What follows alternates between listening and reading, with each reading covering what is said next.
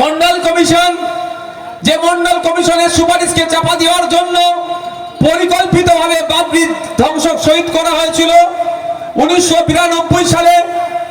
মন্ডল কমিশনের সুপারিশ ছিল দলিত সমাজকে নিয়ে, অনগ্রসর শ্রেণীকে নিয়ে, যে অনগ্রসর শ্রেণী থেকে অগ্রসর শ্রেণীতে কিভাবে পৌঁছাবে তার রূপরেখা ছিল। তাই প্রত্যেকটি কমিশন, প্রত্যেকটি কমিটি তৈরি হয় বিভিন্ন পারপাসে। তো স্বামীনাথন কমিশন তৈরি হয়েছিল কৃষকদের জন্য, কৃষকরা কিভাবে আর্থসামাজিক ভাবে এগিয়ে যেতে পারে। তার আগে কৃষকদের আত্মহত্যার সংখ্যা বেড়ে যাচ্ছিল, এই আত্মহত্যা রোধ কিভাবে করতে হবে, দিনের শেষে কৃষকদের হাতে কিভাবে দুটো পয়সা থাকবে, সেই বিষয়কে সামনে রেখে একটা রূপরেখা তৈরি হয়েছিল। পশ্চিম বাংলার মাটিতে ওই রূপরেখা বাস্তবায়ন করা হয়নি। স্বামীনাথন কমিশনের একটা সুপারিশ ছিল C+2 ইন্টু 50%, একটা ফর্মুলা। C+2টা কি জানতে হবে, যে আপনারা কৃষক আছেন, আমি ফুলকপি দিয়ে একটা উদাহরণ দিচ্ছি, সহজ হবে। একটা ফুলকপি আপনারা চাষ করেন তো নাকি? হয়, একই দিকটা হয় না, ওই দিকটা আমার ওই পাটটাতে হয়। আচ্ছা, এই মাটাও হয়। একটা ফুলকপি তৈরি করতে কত টাকা খরচ হয়? 6 টাকা।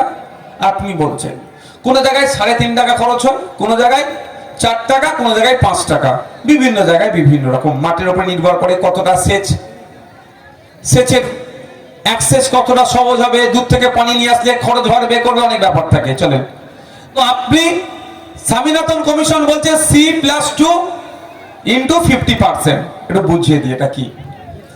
একটা ফুলকপি আমি তর্কের খাতিরে ধরছি 3 টাকা খরচ হচ্ছে তৈরি করতে। আপনি ওই 3 টাকা তৈরি করা ফুলকপি ক টাকায় বিক্রি করছেন বলুন? বলুন, 7 টাকায় বিক্রি করতে পারে? পারে না। আপনি আমি কিনছি 25 টাকা, 22 টাকায়, 20 টাকায়। একটা 3 টাকার ফুলকপি খুব ভালো বাজার থাকলে 7 টাকা, 8 টাকা, তাও মনে হয় না। 5 টাকা, 3.5 টাকা, এমন ঘটনা গেছে 3 টাকায় 3টে দিয়ে দিয়েছে। হয়েছে তো ভাই?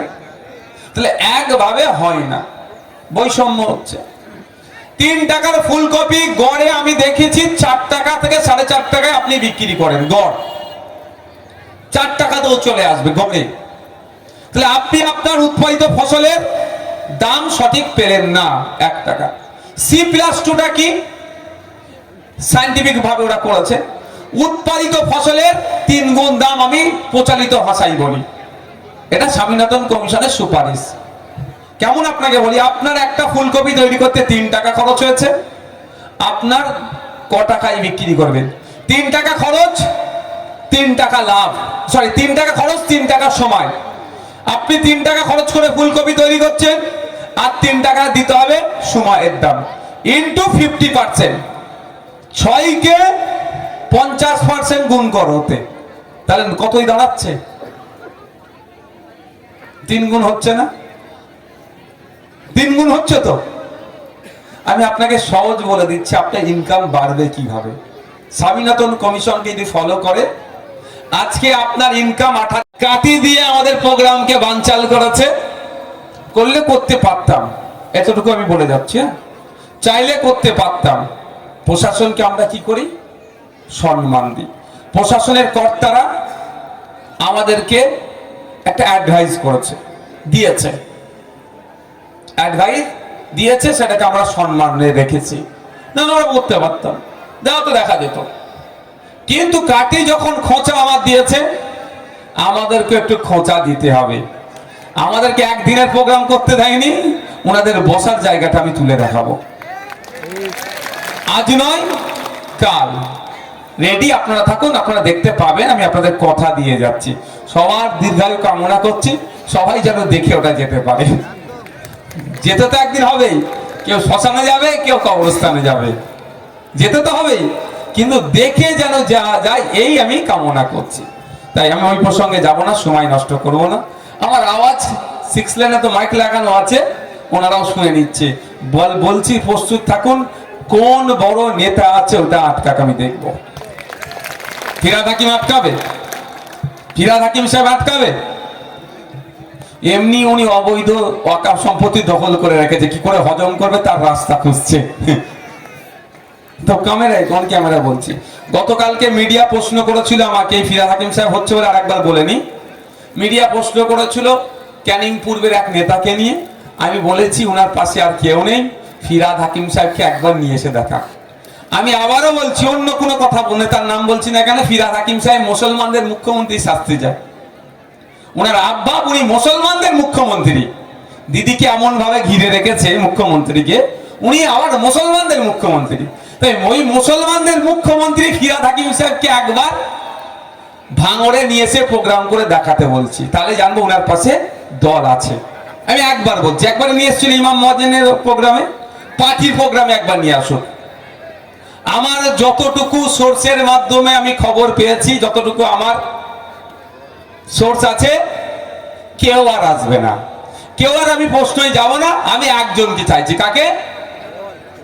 ওয়াকফ চোর ফিরহাদ হাকিমকে চাইছি একবার আসুক, ভাঙড়ে প্রোগ্রাম করুক। তাও কার প্রোগ্রামে?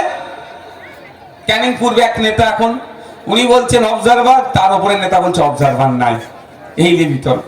আমি ওই প্রসঙ্গে যে সময় আমি নষ্ট করব না। বন্ধুগণ, আমাদেরকে মানসিক প্রস্তুতি নিতে হবে। মানসিক প্রস্তুতিটা এটাই যে এই গতানুগতিক সিস্টেম চলছে, এটা বন্ধ করতে হবে। আমি আসবার সময় মাঠে নেমেছিলাম, কৃষক ভাইকে জিজ্ঞাসা করছিলাম 1 কিলো কি শাক বললো গো, ওটা বেতে শাক, মেথি শাক 1 কিলোর দাম 80 টাকায়। উনি ওই মেথি শাক মানুষ যখন, সাধারণ মানুষ যখন কেনে, দাম কত হয়? নিশ্চিতভাবে অনেক বেশি। উৎপাদিত ফসল, ওখানে একটু আস্তে কথা বলতে বলো তো। 100 গ্রাম 20 টাকা, 100 গ্রামের দাম 20 টাকা। উনি মার্কেটে ওটা বিক্রি করেন না নাকি? উনি যেতে আবার পাইকারিকে দেয় অনেক কম দামে হবে। যাক, আমি মাঠে গিয়েছিলাম এই দাম জিজ্ঞাসা করতে। আমি আপনাদের বলার বক্তব্য, সেখানে ভাঙড় কৃষি প্রধান এলাকা, আমাদের রাজ্য কৃষি প্রধান রাজ্য, আমাদের দেশ কৃষি প্রধান, কিন্তু আমাদের রাজ্য যদি দেখি কৃষকদের দুরবস্থা কেন, এটা কাটিয়ে ওঠা দরকার আছে না? না, কৃষকদের স্বার্থে 2004 সালে একটি কমিশন গঠন হয়। অধ্যাপক স্বামীনাথন, MS স্বামীনাথন, সম্ভবত স্বামীনাথন কমিশন আমরা শর্ট নামে বলি, তৈরি হয়েছিল কিসের জন্য? কৃষকদের আর্থসামাজিক ভাবে স্বাবলম্বী কিভাবে করা যায়। 2002 থেকে 2006 এর মধ্যে তিনি 5টি প্রতিবেদন জমা করেছিলেন। সেই 5টি প্রতিবেদনে বলা হয়েছিল, একাধিক সুপারিশ করা হয়েছিল। কি সুপারিশ?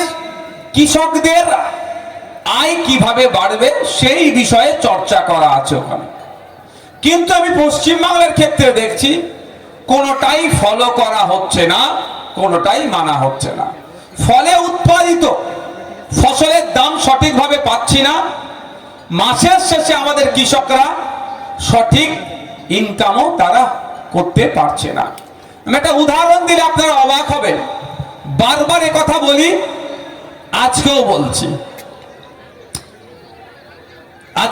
আপনাদের যে আপনার